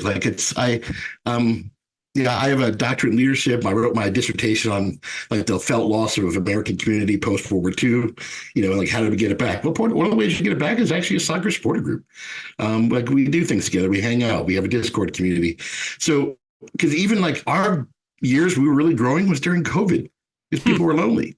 And the things that we could do and work, I realized, by having this affinity of the club, I could begin to just building a community of people who were lonely and also scared, right? This is a scary time. My neighbors were scared. So what could we do to have fun and just encourage? Of course, we couldn't get together too much, but as soon as we could, we were. We could figure out how to be at, tabletop section at Grainworks was a big enough space where we didn't have to wear masks if we were at the table, but as soon as we got up, I'd get beer, mask. So we learned how to, we're going to do that together. Whatever we can do, we're going to do. And so we kind of started this little tagline of, we're here to raise support for FC Cincinnati and enjoy each other's company along the way. Because also our team sucked. We had no control over that. We would get together and the team would remarkably score less goals than the other team. So it was that couldn't be our focus. We're going to dominate. No, we're going to get dominated. So we're going to figure out that if we get together and have fun, enjoy each other's company, then, we won. We're going to have, we have what we call after a match. We have pints for points. We'll go back to one of our, neighborhood bars, or we do pints for pain. Pints for pain were born out of those early years. And then when we're in tournaments, it's alcohol for advancement. So when you see one smart. of that all that kind of stuff is kind of a part of a supporter group too, I think. I can't think of a good one. Norton is truly about. I'm trying to think of a good one for when you lose the knockout tournament. Is it consume for crashing out? That's as good as I can get right now. You know what? That would work with our group. You don't need much. And actually we use this, and I knew that we were going to get, this is just a little bit of my personality. I knew we were going to get mocked for being the suburbanites. I get it. We're lame, right? We live up here in the suburbs. However, there's a lot of freaking soccer families up here in the burbs that are all playing, and they're all season ticket holders that are coming down. So that's where when I was with the Pride, and I was loving it, but I could get down and hang out with the the younger folk. And I'm from the city, so it's I'm all about that. However, I knew oh gosh, there's just a disconnect. How could we bridge all these families to the supportive community? And that's kind of what we wanted to do. So, and it was kind of a joke. And I think it's funny when people think we take it seriously. We're not Vikings. We're we're we're suburban moms and dads are like professionals living up here in Mason, Westchester, Liberty Township, Fairfield. So the whole tongue in cheek thing is like that we're this horde of Vikings that come down from the suburbs of the Northern Wall down to TQL, to support is like it's a joke. It's like Phil the Viking, our mascot, it's tongue in cheek joke. So the one T-shirt I still have been crying for since the early days is I want like this cartoonish horde of Vikings like coming down to TQL, but behind them is like Bed Bath and Beyond and Target, and like Kohl's Cash is coming like out of their kilts, that kind of thing. It's just like, don't take yourself so seriously, man. We're like, we're as Darth Harks, says, like, we're a bunch of clowns, right? Like we wear scarves in the summertime. Like, it's just a game. So I think we probably are a group as well that just maybe don't take ourselves that seriously. That's why I love Norden, because for a certain segment of the American soccer fandom, in particular dare I call them the Euro snobs, they have this idea of the ultra being, the Eastern European skinhead, rowdy, young single men type aesthetic, let's say. Right. And when you come to the United States, the largest fan bases are in the upper middle class suburbs around Midwestern cities. That is what ultimately drives, so much of the participation in the sport. So of course that's where the fandom is. So of course the sort of American ultra equivalent is just going to look different. It's not a working class sport here as much as, people may bemoan that fact. It just isn't. And so that's why I love Even if it Norden. was, it wouldn't be like a skinhead type culture. No, probably not. I would love to see what the NFL would look like with free for all supporter sections. You might have some elements in certain cities, but but no, I love that about Norden, and I've always appreciated the sheer amount of work that you have put in, your group has put into cultivating that. And I can't imagine an FC Cincinnati supporters culture without that element represented. So I mean, just from me to you, thank you for all of the work that you're doing. I think it really shows up on game days. Appreciate that. And I think too, the other part that we're very proud of is the charity work that we're able to do to give back. Like, that was another connection for me. That was like, it was political, right? I live in the burbs, and I don't know if you've noticed as well, the last several years in America have been a little rough on the dividing line politically. And it's actually, my whole shtick is like, it's everyone wants to create an us versus them. There's just us. There's just us and like what we want to like create and live in together. So screw that whole, division piece, and let's just figure stuff out together. So I knew that if I'm going to be leading and bringing this group of predominantly white suburbanites down to what has been historically an African-American neighborhood that's been challenged and marginalized in the history of our city, is there anything we can do to try to help them? We're not going to solve any of those problems. So one of the ways we were like, well, let's partner at least with a West End charity. And that's when we started doing, partnering with St. Vincent de Paul, their charitable pharmacy. Now, my niece is the pharmacist, so like I had a network connection. You knew someone. I knew somebody. Right? I was like, "Oh, what are you guys doing?" "Oh, you've been there for 150 years." "Oh my God, what do you do?" "Oh," and it's like, and then we learned, well, for every dollar we raise, they can get $12 worth of medicine through their connection. Like, oh my God. So like, what does this mean? Well, predominantly it's it's insulin for people on the streets. I'm like, well, yeah, our nation largely sucks at healthcare, and there are people like insulin is life-saving medicine. So maybe we do that. So we started doing, our yearly charity things around how to be a good neighbor in the West End that hosts us on match day. Well, then we'll raise funds. And I think we've raised over $16,000 in the last 3 years, which ends up being like nearly $200,000 in insulin for people. So I'm like, again, back to being in the March in the Bailey in 2016 is like, oh, this energy could do something in our city. I'm tired. I am a guy. I'm sick and tired of everyone complaining and not doing, like, do shit. Figure out something and do it from the burbs. But nothing happens from the burbs. There's nothing cool that happens up there. Like you bunch of lamos. Yeah. And, we've been able to use people with money and jobs and support to do something. Of course, we're not solving the problems of the West End, but we're in the conversation. So I am personally proud of that because that's my politic is like do something. Yeah.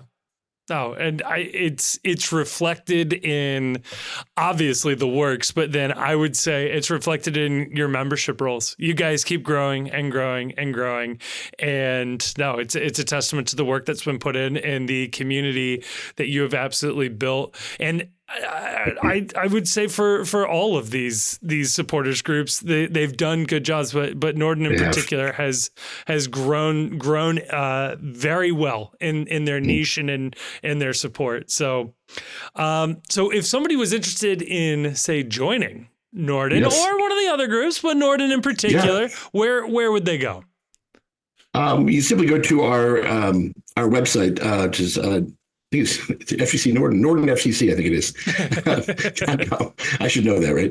And Facebook, Twitter, Instagram, and you can be, for all groups to be a member. Really, it's just to buy a scarf. This year for everybody, it's $25. We are, so I think Night Collective too. We kind of are all holding a small slush fund this year of like that extra $5 to see what are we going to need. Because we're hoping to make a deep playoff run. Maybe we're going to need more tifos, more things happening. So we're trying to plan ahead by working together. That's the best place. Of course, we have our home matches. We're at Symphony Hotel on 14th Street, right, and we do a beer garden there. This is our fourth year, I think. And again, something else, a family that's been redoing that hotel for 30 years, well before the tax abatement of OTR. They were doing it when it wasn't cool. And kind of a fun family. So we do with our beer partnerships. We're there just hosting it. It's an open party, not to be a Norden member, just an open party. Come through. We're blocked from the stadium. Of course, the march comes right by, and then away matches. We're at Grainworks Brewery, our partner bar up in Westchester, for our world famous Hellas Real beer. Is made last year's 2023 Cincinnati's favorite beer, which we are, as of today, we're in the Final Four again. Wow. So we're going to do something. Because... Everybody listening, your 12 listeners, go vote for Hellas Real tomorrow. I'm gonna ask, is Street Side one of the Final Four? Yeah, hang on. Wait a second. Yeah, actually, great point. I don't think they are. So those 12 listeners should absolutely go vote for Street Side first. Yeah, we can write them in. Yeah, we can will a Street Side Grainworks final here. This is the goal. By the way, Street Side's awesome. Great brewery that you guys connected with. Huge fan. No, we absolutely love those guys. Well, I know you did just have your wisdom teeth taken out, so we are already probably pushing the limits of what you want to be doing this evening. Good drugs, man. I do have one final question for you. We were able to dump Chief off of this call. Do you have any good Chief stories working with him all these years? This is where I love to talk about Chief behind his back. One, because actually I sit behind him now on match days. Like we have over in our you section. Thought you were done paying for season tickets and not watching the match. Exactly. Fortunately, he's a little bit to the right. Like he's not directly in front of me, so this is going to be okay. And Chris White, it's like we call it the Florida of TQL, like First Financial Center. It's where you go to retire. So anyways, I think it was 2000. This is my favorite Chief story. I think it was 2000. Must have been 2019. We were in the Open Cup and we went to St. Louis. Yeah. So that was our first year. We went to St. Louis, and a few of us went. So Dan Blumenfeld and I were like the away capos that night, and so whatever. We might have had 50 supporters there. And I think Cicerone was like tearing us up versus St. Louis that night. Yes, like he should have been on our squad. He wasn't, blah, blah, blah. So they ended up, they beat us, I think, on a kind of last minute goal or something. I remember them celebrating away from us. Mm-hmm. It was like just, that whole season was such a nightmare, right? And so they're laughing at us. And here we're there. We just come off our like beautiful MLS Cup runs, the previous years. And now we're the MLS team that gets beat, by the lower division team in 2019. So anyway, so we, Chief and I and Dan, like we just, we go back to our hotel and I'm like, hey, let's Google, dive bar. Let's just find a good dive bar. Okay, whatever. We go driving around and I'm like, we think we're here, but it doesn't seem like we're anywhere. We're just like in the woods. And I said, I'm like, I think there's lights down this driveway. As we drive down, we get to the lights. It's like 2 modular homes that have been like put together. And there's like lights outside. I'm like, I think this is a bar. Like we're about like, we're not, none of us were gun carriers. Like, we're just going to go try this. Anyways, we go in. This was the diviest dive bar I have ever dived into in St. Louis. And so we walk in, of course, Chief's all of like 7 foot tall, right? And Dan's like 6'4". I'm only like 6'4", like small. I walk in, like the place, like there were these, let's say, divorcee 60-year-old women at the bar come like straight to me and like, who are these tall guys? And I look at and look at Chief, and I look back, I'm like, ladies, like, he is a tall drink of water, isn't he? And I look behind the bar, and I am an Irish guy, so I'm looking immediately for the Jameson. I'm like, everything's in plastic jugs. Nice. I don't know if there's any beer that's on tap. I'm like, I'm not trying. Like, and so Chief looked at me, I looked at him. We were both like, okay, a bucket of Bud Heavy. Like, this is the best that we're doing. Like, we got to play this straight. And I look around. There's a tree in the middle of like one of these modular homes. It's like growing out of the middle of it. And there's people everywhere. There's people just outwardly doing drugs. I think we're in somebody's basement. Like, I don't even know, like, this is a public space. So anyways, we sit down, we get our bucket, and, people are playing darts. There's a few gentlemen on like their first dates with like white shoes and white belt, from the city. And we're just like, what is happening? And I look, Chief he's the king of the hot take, right? He's the one who's always going to say, shit that yes you wouldn't think of. Anyways, I'm not a predictor guy. I'm not a guy who does that. But we sat down and I was like, Chief, if at some point tonight from that jukebox, Lee Greenwood is going to play. I guarantee you, I can feel, the energy here. And 15 minutes later, baby, like that Lee Greenwood just gets, just turned all the way up. It was like a dart tournament going on. Everyone stops playing. Like there's like genuflecting. Everyone's singing, at this point. And we're just looking around like, where the hell are we? Like, what are we doing? And are we going to live tonight? Like, are we going to get it? There's like rooms to rent off of this place. And I was just thinking like, and they're all exactly, totally, and all of these divorcee women were just oogling on Chief for his size, and so I don't know, it was just one of the weirdest places I've ever been to in my life. And I've been to a lot of bars, but that is my favorite space to be, where we could just Chief, for just being the tall drink of water that he is, was the star. It sounds like you did salvage what was truly one of the lowest moments in FCC's history, actually. We may have had a few buckets as well. So, man, oh my gosh. Stuff. Kevin, you are so good. You are the most knowledgeable soccer person I still have ever met in my life. Like, I have learned so much from you. I mean, tell you, again, I don't come from a soccer background. I already said that, but like, all the times and the things that we've chatted and just your random knowledge of stuff. Like I said, like I saw Pele play in 1978 for the Cosmos when I was living in Philly. And that was actually my first soccer memory. Like, I felt like that was the only thing I could ever have to like describe to you. Like, I once did something soccer related. That was pretty cool. It would have been the Philadelphia Fury. Absolutely. There you go. All right. I think I still have the pennant somewhere. Oh, that is awesome. I am forever jealous of the people who got to experience peak NASL, original, true original NASL. Like, right. I feel like it would help inform so much of what MLS does in this day and age. Like the fact that, and we will discuss it if we haven't already on this episode, discovery rights, right? Like the fact that you can't have these teams bid against each other. The New York Cosmos, up until 2 years ago, held the single match attendance record for a regular season match in, I think, all of America, up until like 2 years ago when Charlotte or Atlanta beat it.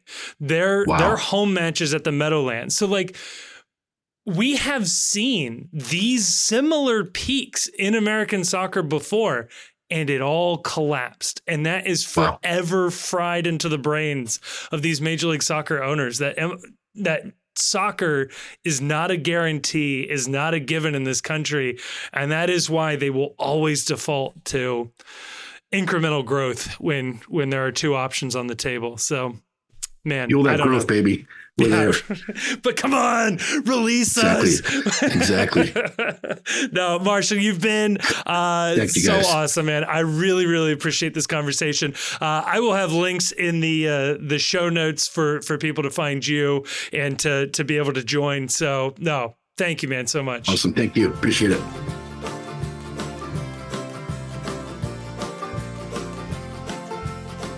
All right, and we're back. And again, a huge thanks to Marshall for coming on. Apparently had just had his wisdom teeth removed, and I mean, didn't sound that high at all to me, if you ask me. So that was a fun interview. Stay away from straws and any sort of brittle food. Chief, he did wrap it up. You won't hear it until the episode publishes, but he did tell your dive bar adventures in St. Louis after an Open Cup match. Oh, that was glorious. There was a guy counting pills at like at a back table, bagging them up into Ziploc baggies, and all the drinks were in plastic cups. I want to go back so badly. You tell the part where I hit the touch tunes with "I'm Proud to Be an American" by Lee Greenwood. We got people in the bar standing up and saluting. Yeah. Oh yeah. God, those were good times. What a shitty match, though. Yeah. It was one of the low points in FC Cincinnati history. Well, what we can all hope won't be a low point in FC Cincinnati history. There is a match on Saturday. FC Cincinnati travels to the godforsaken turf field that is Bank of America Stadium in Charlotte. I think it's still called that. And yeah, we're off to play a bad Charlotte team. Chief, vibes going into this one. As opposed to a good Charlotte team? If one exists, we haven't seen it. Little pop punk action for us there. Vibes high. And it turns out this was incredibly shitty planning on my part, considering that I am in North Carolina right now. And I could have just structured this trip around actually being at the game, filmed my own little personal away days. No, vibes high.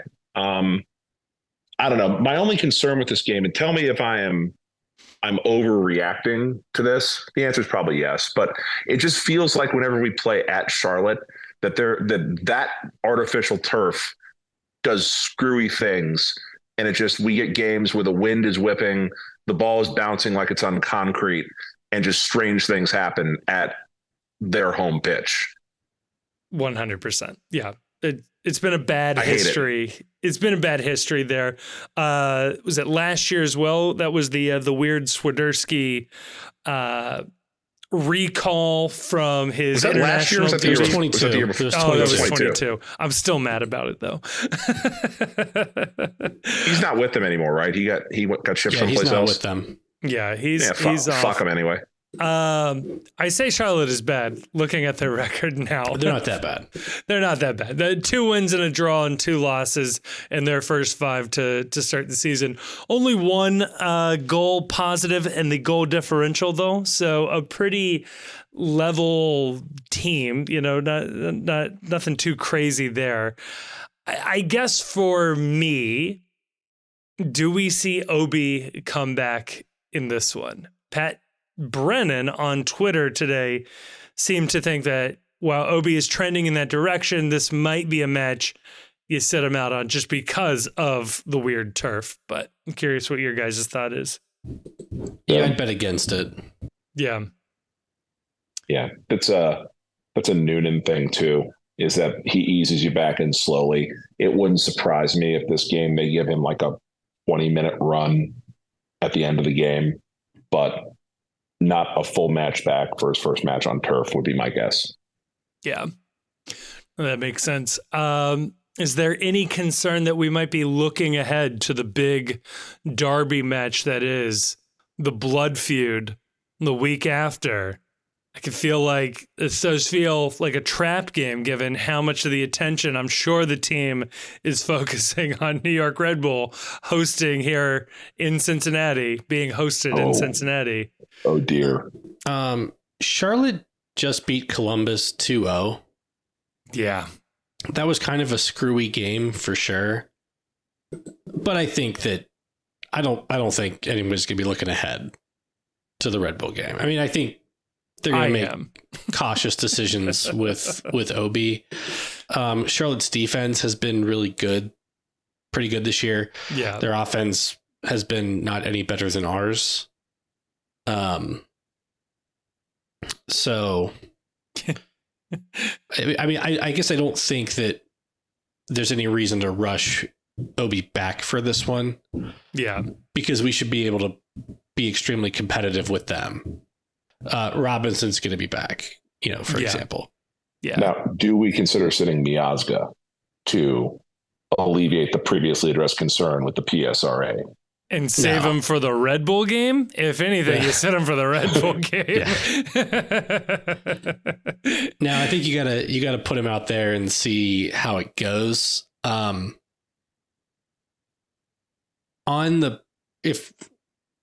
guess I was going to save this take for the predictions front, but we are going to get hosed this game. Yes. Bad. Yes. I don't know. As time of recording, we don't know who the officials are going to be. They're going to be gunning for us. And I think that there is going to be a game changing bad close call.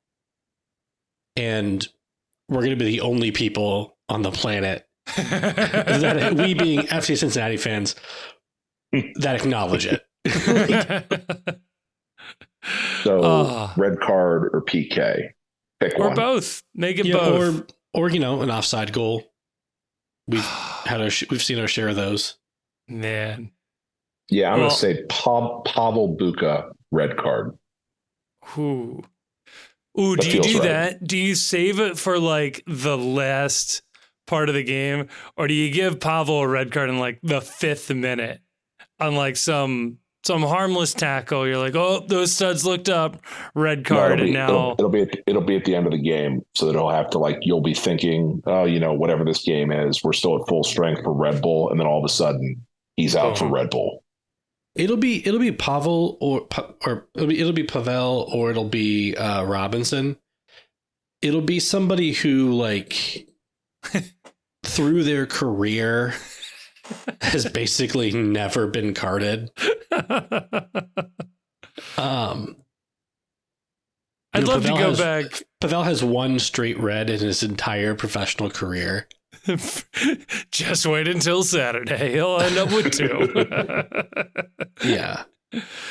I'd love to see Kubo's card history prior to FCC and then during his time, because we've heard that the referees think he has some sort of heinous track record on him, and he really doesn't play any different defensively than any other player, as far as I can tell. I think he's an extremely clean player. But right. But to the referees, with a dirty vibe and a weird cowboy obsession. He's Shohei Ohtani's bookie. Everybody knows this. So in his European experience, he had one season with 3 yellow cards in 2015, 2016. Okay. And he got 2 in the Bundesliga. He got 2. He got 2 in Belgium in 17-18.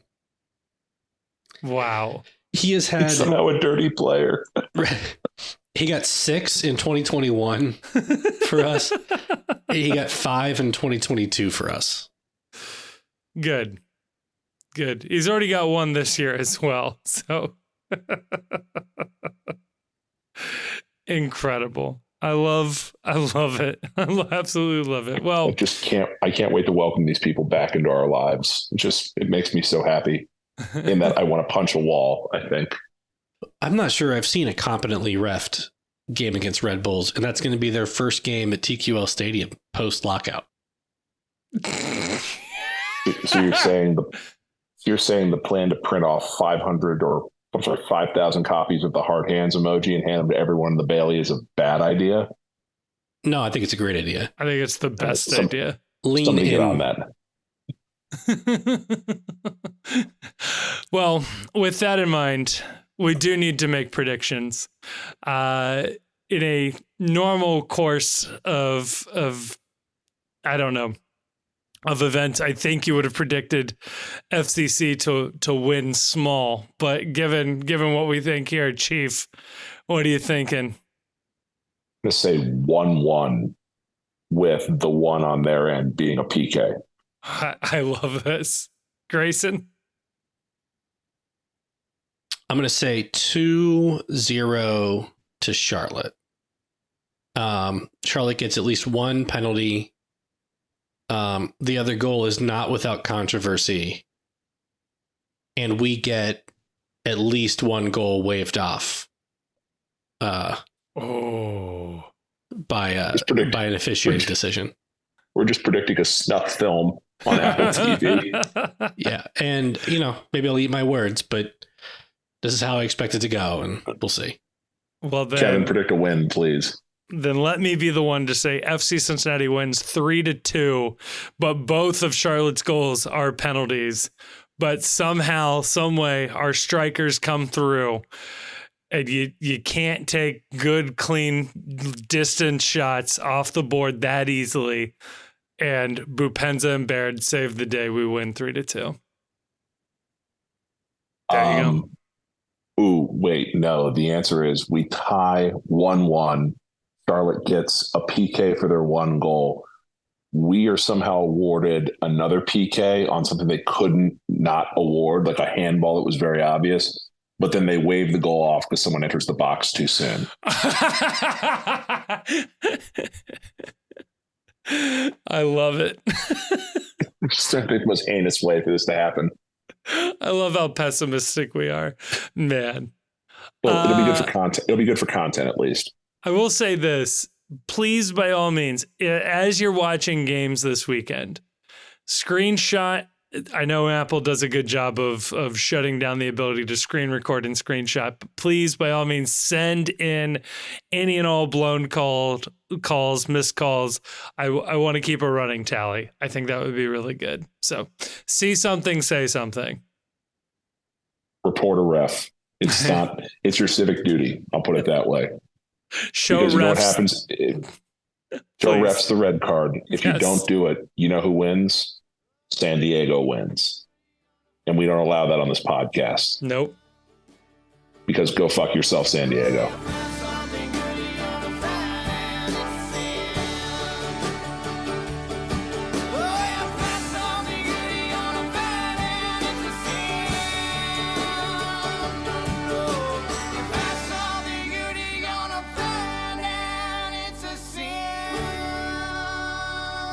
Thank you so much for listening to this episode of the Cincy Postcast. It is a production of The Post Cincy. You can check us out at thepostcincy.com or just click a link in the description to check out some of our written work. It also has links to our social media accounts across all sorts of different platforms, including YouTube, where we are trying to do more and more video content. Please, dare I say it, like and subscribe and leave a comment. But no, that would be really, really helpful. I also want to give a thank you to Jim Trace and the Makers. They're a local Cincinnati band who provided all of the music for this episode. We love having them on board. You can check them out. Again, link in the description of this episode to find out where they might be playing shows next or where you can listen to more of their music. Also want to give a massive, massive thank you to the awesome and very attractive patrons over on Patreon. It is a voluntary subscription that people take out with no real promise of anything extra that keep this show afloat. And we are so, so thankful to those of you that have decided to take that commitment. If you do like the show, or at least just want to engage with other people who have listened to the show and want to talk about FC Cincinnati, MLS, soccer, or really anything else, you can go on over to Discord. Again, link in the description. Lots of links in the description where you can find a link to the Discord. That's where we are keeping the conversation going 24/7. It feels like it's a really fun group of people in there just talking about FC Cincinnati and, like I said, just about everything else. And finally, I'll say it. If you liked this episode, and given the fact that you've made it all the way to the end, I have to assume you either like it or for some reason cannot reach the stop button. Please share this episode with a friend or family member or someone who likes FC Cincinnati. The best way for us to grow is from a personal recommendation from somebody who likes it. And if that's you, please tell other people. And if you don't have any friends, feel free to give us a review on whatever your podcast platform of choice is. We'll take anything we can get. But again, a huge, huge thank you to everybody for listening to the show. I am blown away that anybody listens to this. So again, I well and truly mean this. Thank you so much for listening.